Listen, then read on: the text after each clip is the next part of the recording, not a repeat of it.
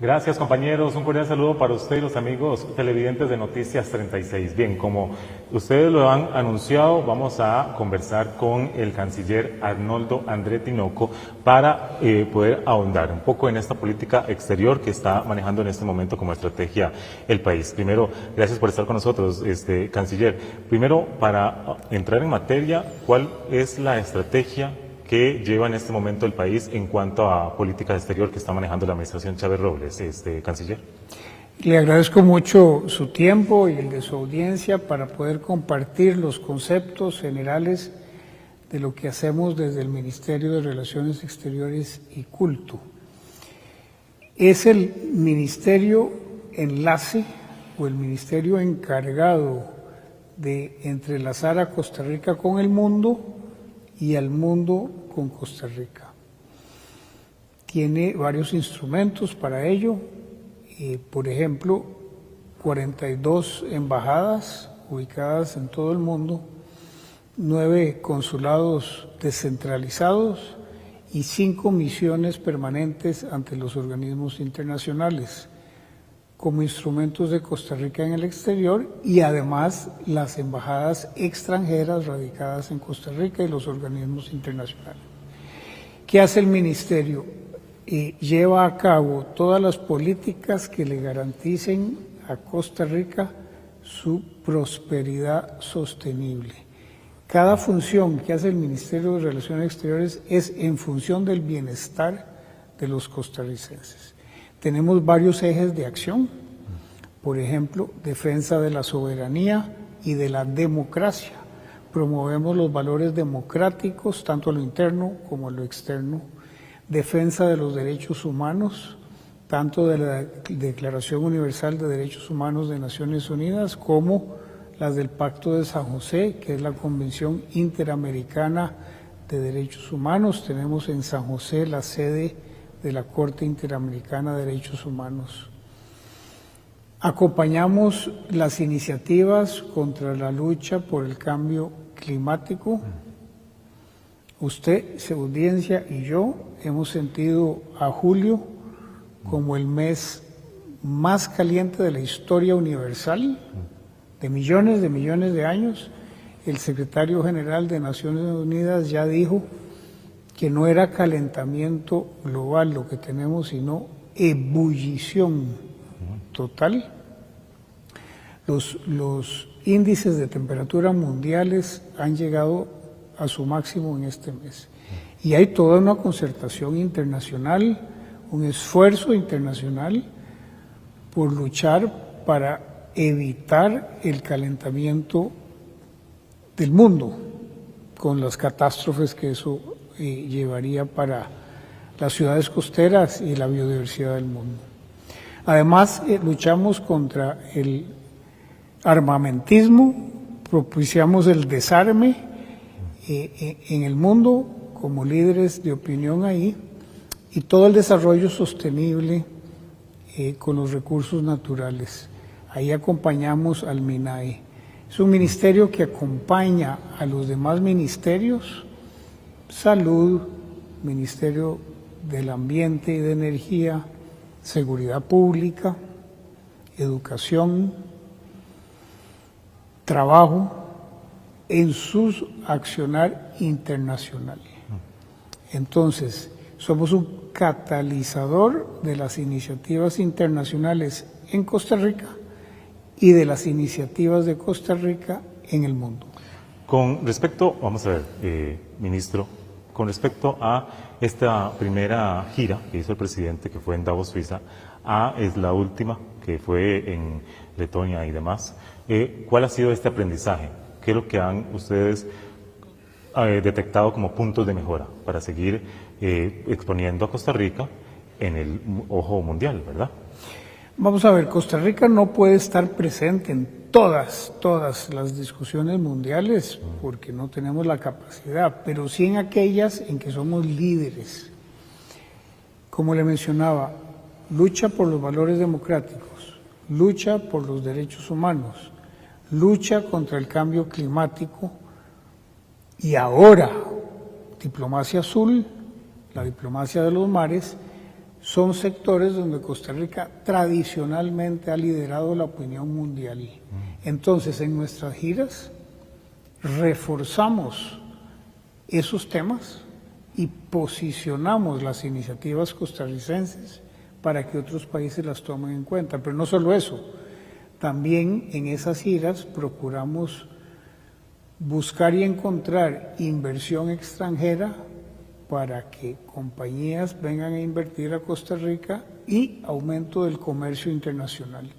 Abrirle fronteras a los productos costarricenses para que tengan un mercado mundial más amplio. Con respecto a, canciller, el tema de las embajadas, que ha sido todo un tema, ¿verdad?, aquí en Costa Rica, pero al final de cuentas ustedes deben llenar los representantes de Costa Rica en diversas posiciones alrededor del mundo. Con respecto a esto, ¿cómo hacer para sopesar eso, verdad? Porque la principal crítica es que tal vez se coloque a dedos a ciertos personajes en ciertos países, pero ¿cómo hacer entonces también para hacer ese balance, ¿verdad?, entre embajadores de carrera y representantes claves para el país? Bueno, me alegra informarle que esta administración Chávez Robles es la primera en la historia de este ministerio que designa tantos embajadores de carrera como hemos venido designando, y sobre todo mujeres diplomáticas que ya han alcanzado ese rango. Por ejemplo, Adriana Solano en Canadá, Adriana Bolaños en España, María Cristina Castro en Colombia, al señor Isvan Alfaro en Italia, a la señora Eliana Villalobos en Bruselas y la Unión Europea.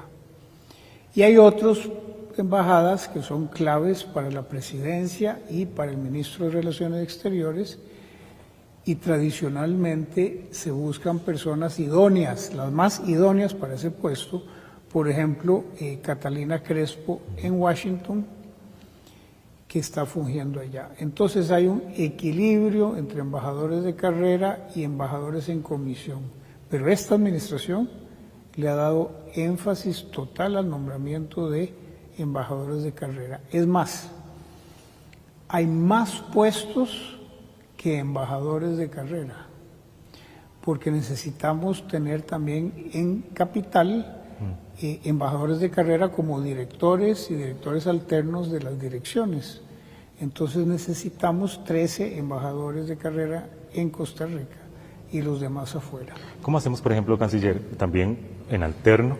Tenemos a Ana Macei, tenemos a Pablo Heriberto Abarca en México, tenemos a Eric Ulate en Guatemala, a Rafael Ortiz, ¿verdad? Es decir, se les ha ligado con ciertos partidos políticos, voy a decirlo abiertamente, con el PUSC, y, ¿verdad?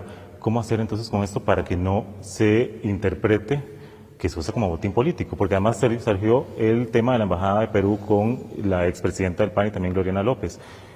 ¿Se ha desvirtuado este tema de las embajadas, ministro? No, de ninguna manera.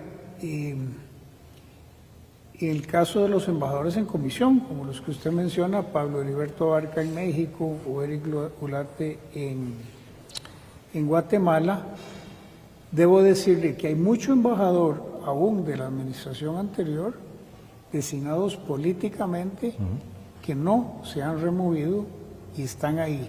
Uno, porque están haciendo bien su trabajo, y dos, por falta de presupuesto. Si bien hay partidas presupuestarias, por ejemplo, para los sueldos que están previstas, no las hay para el viaje de ida y regreso o el traslado del menaje de casa, los muebles y enseres de las casas que hay que trasladarle a los embajadores. Entonces, por razones presupuestarias también nos hemos visto imposibilitados de rotar a todos aquellos que requieren rotación. Nos hemos concentrado en llenar aquellas embajadas que no tienen embajador. Una vez que con el tiempo completemos ese ciclo, ya podemos comenzar a rotar aquellos embajadores que tienen 3 o 5 años de estar allá, o embajadores en comisión que van a ser sustituidos por embajadores posiblemente de carrera.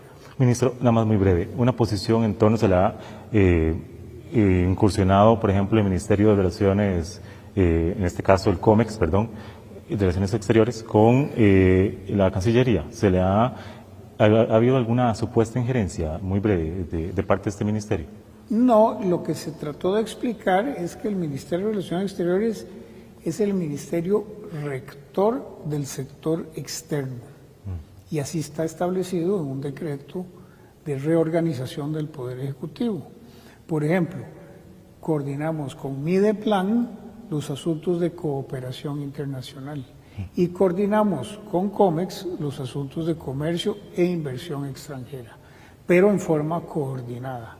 Eso es lo que decía la carta que yo le había dirigido al ministro Tovar. No hay más bien por el contrario, trabajamos mucho en conjunto, he hecho viajes en conjunto con el ministro Tovar, por ejemplo, Japón, promoviendo juntos al país, y hemos apoyado las gestiones de COMEX, por ejemplo, frente a Israel, desde el punto de vista político, para que después ellos puedan negociar el Tratado de Libre Comercio.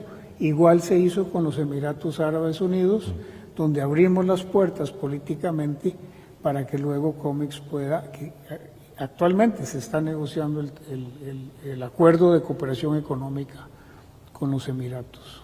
Gracias, canciller Arnoldo André, muy amable. Con mucho gusto, encantado. Bien, teníamos a Arnoldo André Tinoco, quien es el canciller de la República, quien conversaba con nosotros aquí en Noticias 36. Bien, regresamos hasta el set de Nivel en Guanacaste, donde ustedes, compañeros, tienen más adelante.